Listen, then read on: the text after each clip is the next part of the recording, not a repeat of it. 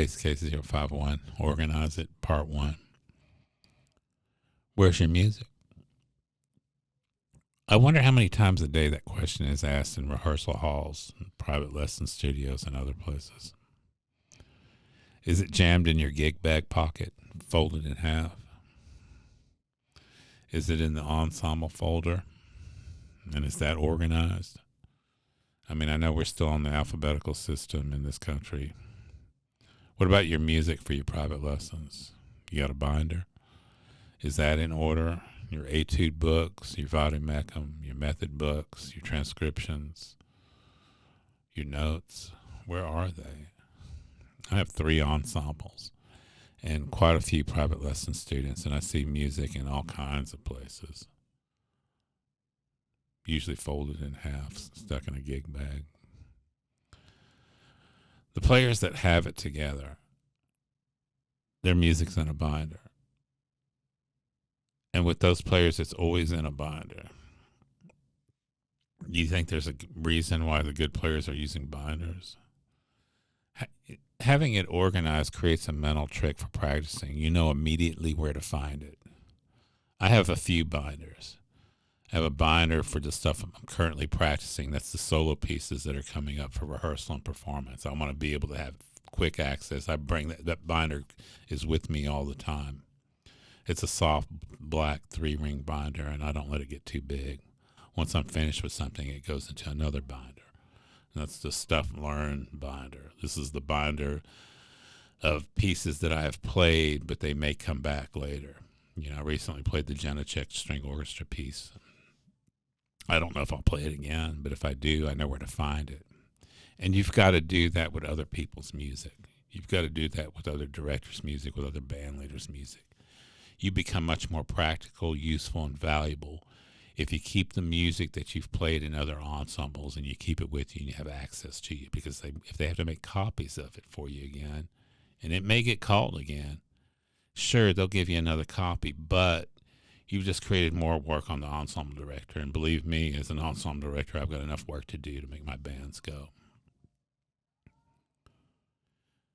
I've got another binder of the music my students are working on with their own ensembles. Not my ensembles, but they're working on their high school ensembles or somebody else's ensemble. And that's the stuff. I got to work that stuff out too. It keeps me busy. But I want to have access to it.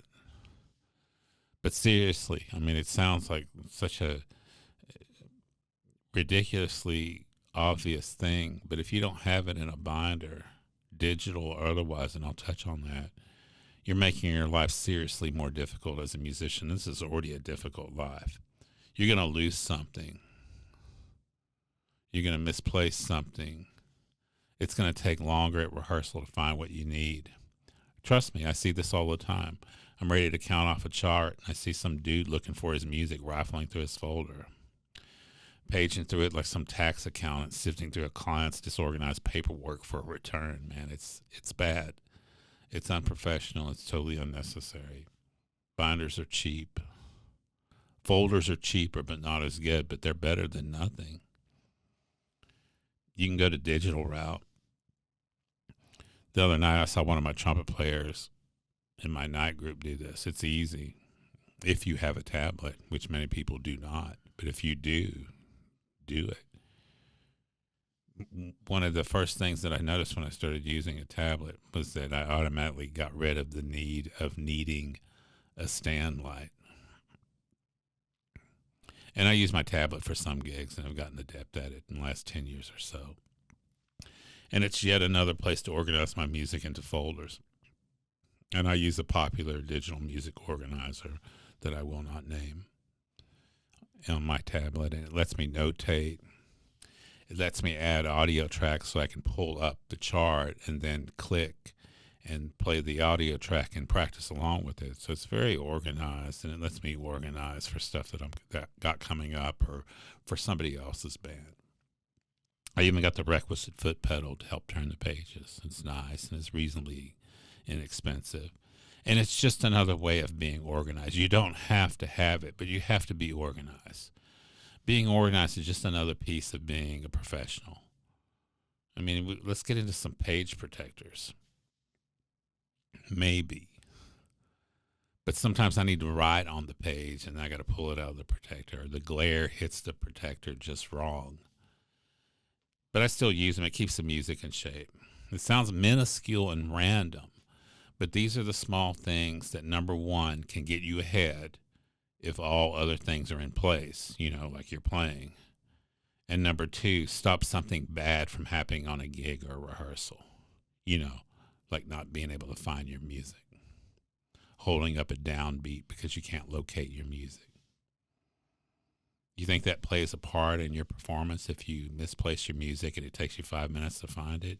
Would you feel comfortable with that? That dead air as somebody's waiting to count off?